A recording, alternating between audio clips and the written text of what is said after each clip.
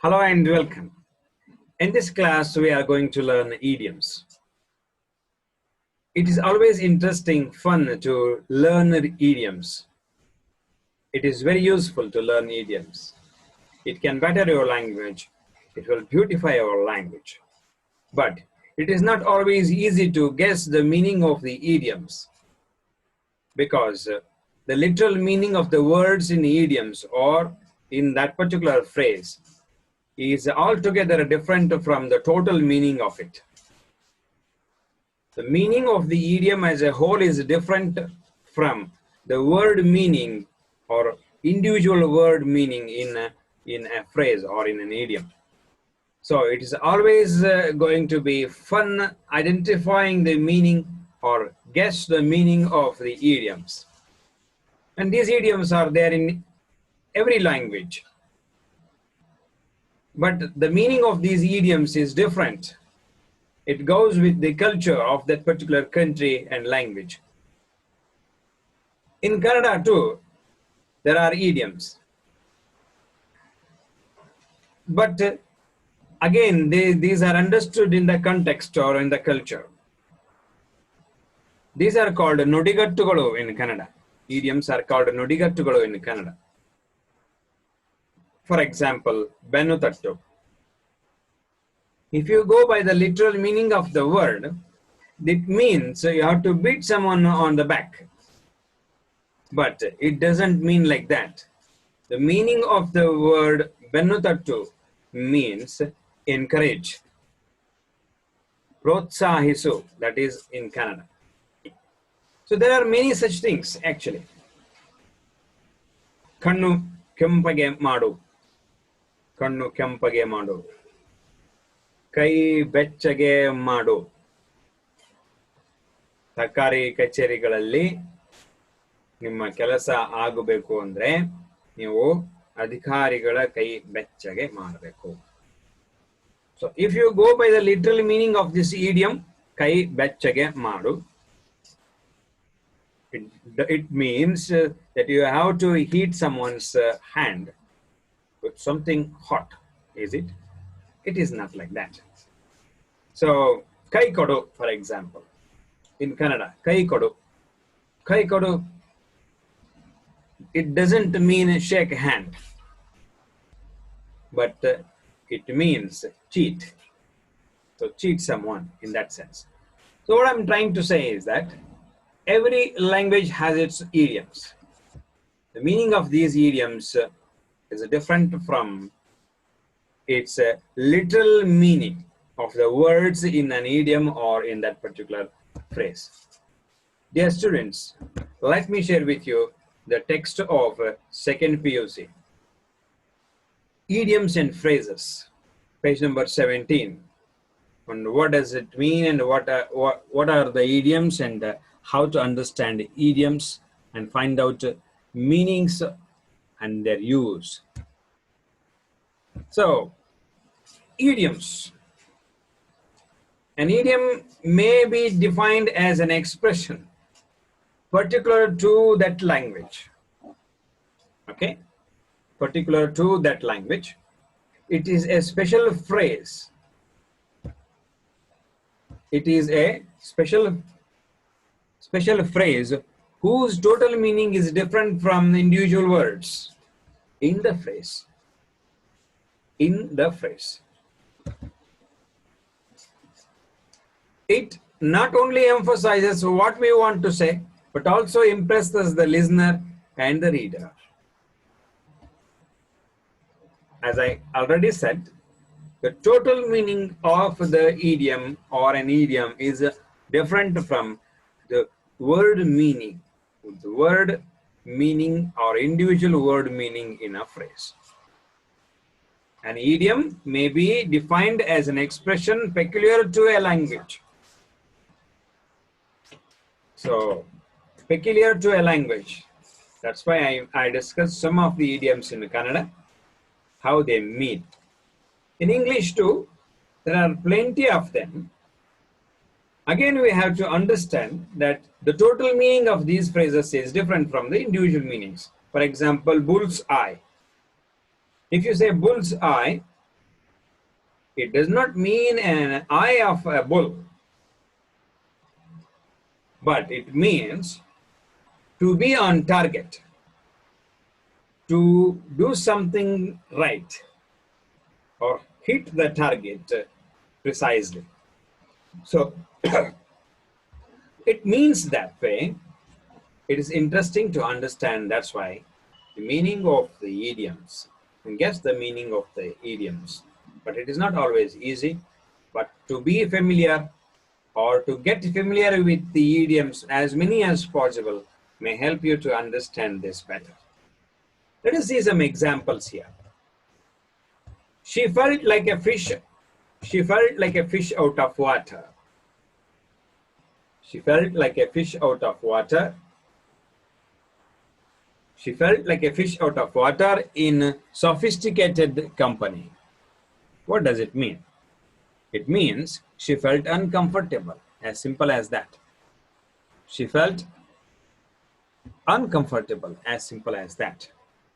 So, Abhi passed the exam with the flying colors. What does it mean? Abhi passed the exams with the very high grades. Pooja was on cloud nine. On cloud nine. On cloud nine. This is an idiom. When she was promoted. That means she was very happy. Sarah is the apple for her father's eye. That means Sarah is loved by her father more than any other person. An apple of an eye. The idiom is like that, but it is used in the sentence with the corresponding pronouns and tenses that we will discuss soon. So the idioms in the first sentence is apt and self-explanatory. It makes a deeper impression than the usage of words in the second one. The second one is a mere expression, direct expression of what you actually mean. But the first sentences, all the four sentences we read out, the first sentence, the use of the idiom makes it self-explanatory and it makes it very impressive. So, next, read the examples of idioms given below. Read the examples of idioms given below and match them with the meanings. These are done already, matched. But only we have to go through and find out how they mean and how to understand them. To keep one's shirt on. That means to control one's temper. To keep one's shirt on means to control one's temper. If you go by the literal meaning of the words in the phrase or in idiom, and to keep one's shirt on, it looks very awkward. It means to control one's temper. The next one. To be under one's thumb. To be under someone's complete control. Another. To have a swollen head. To admire oneself greatly. To blow one's own trumpet. To praise oneself. Idioms and meanings. I am reading idioms and meanings. Later on we will see how we can use them in a sentence. To be hand in glove with. That means to engage in a wrongdoing. To be in a soup. To be in a trouble. To know A to Z of. That means to know everything about a subject. To go on a wild goose chase. To go on a wild goose chase. To be a part of a vague activity. To leave no stone unturned. That means to explore every alternative. Let us see how these are used in a sentence. It is difficult to keep one's shirt on when Ravi keeps arguing. When Ravi keeps arguing. All this praise about her intelligence. All this praise about her intelligence has given Usha such a swollen head that she cannot talk to anyone without showing up. The third one. You must take Abel's advice. He knows A to Z of the share market. A to Z of the share market. Don't believe this man. He is a hand in glove with the thief. He is a hand in glove with the thief. So next sentence. I had warned them. I had warned them that there was no use in working on the project. It was going on a wild goose chase. It was a wild goose chase. You can say only this much. It was a wild goose chase. The parents left no stone unturned. The parents left no stone unturned to enable their disabled child to get good education. Seventh one. It is difficult to listen to Gonzalo. He blows his own trumpet as soon as he opens his mouth. If you break rules, eighth one, you will land yourself in a soup. So, the above mentioned idioms are used in the following sentences. Now you will understand how these actually work. Next exercise is interesting. Match the idioms and phrases in sentence sections A with the meanings in section B. With the meanings in section B. To look something up. To look something up. To look something up. That means to search for information. We have to match this with C from a column B. To look up to, the second one means to admire, to admire.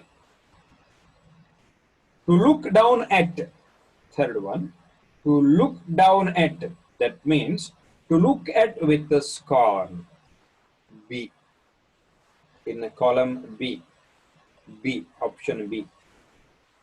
Fourth one, to let off,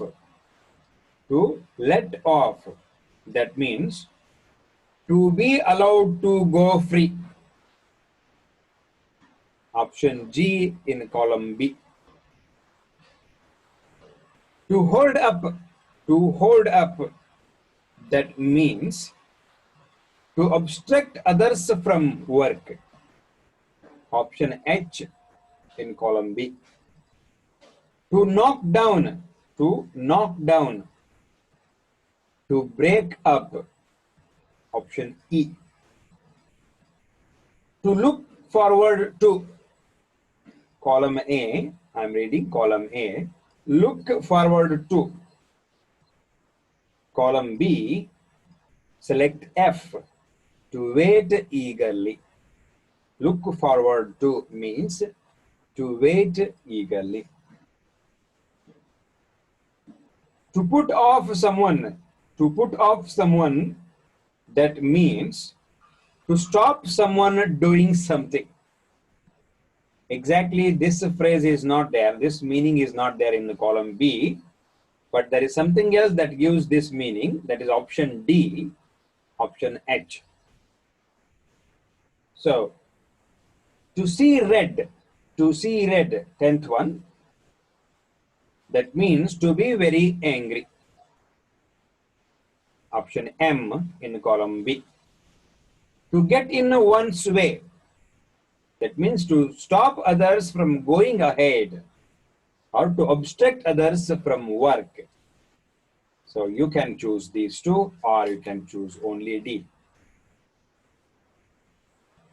13 and the last one. To tell upon. To tell upon means to affect. Option J in column B. So, dear students, this is where we have to understand that the literal meaning of the words and the total meaning of these idioms is altogether different. And also you must understand there will be 2 questions for 2 marks in your examinations. You have to fill in the blanks like this. You have to use the right correct form of the idiom. If there is a need to change the tense or pronoun, you have to change them when you are using them in your sentences. What does it mean? We saw many examples. Look at the 7th one. It is difficult to listen to Gonzalo. He blows his own trumpet. So we made it simple present. Blow one's own trumpet. One's own blows his own trumpet. So pronoun changes and verb changes have been taken place. To the parents left no stone unturned. The idiom is to leave no stone unturned. To leave no stone unturned. But how that is used in a sentence? The parents left no stone unturned to enable the disabled child to get good education. So, my dear students, you have to choose the appropriate form of the idiom or phrase, and that should match. And that when you are filling in the blanks, you should be careful that that should match the tense of that particular sentence. So, this may be useful, and there will be questions. There will be 2 questions, and you have to go through these idioms and phrases, use them in your own sentences. And in every lesson that we are going to read, or in every lessons of 2nd PUC course book, there are plenty of idioms, and they only will come in your examinations. There will be idioms and phrases chosen from your textbook. So be thorough with them as well. Every time you are reading a story or an essay or a lesson, then you have to make it a point to underline idioms you come across or idioms and phrases you come across in your workbook or in your course book. So that is it for today's session, and we will learn more in our next session to come. Until then, see you.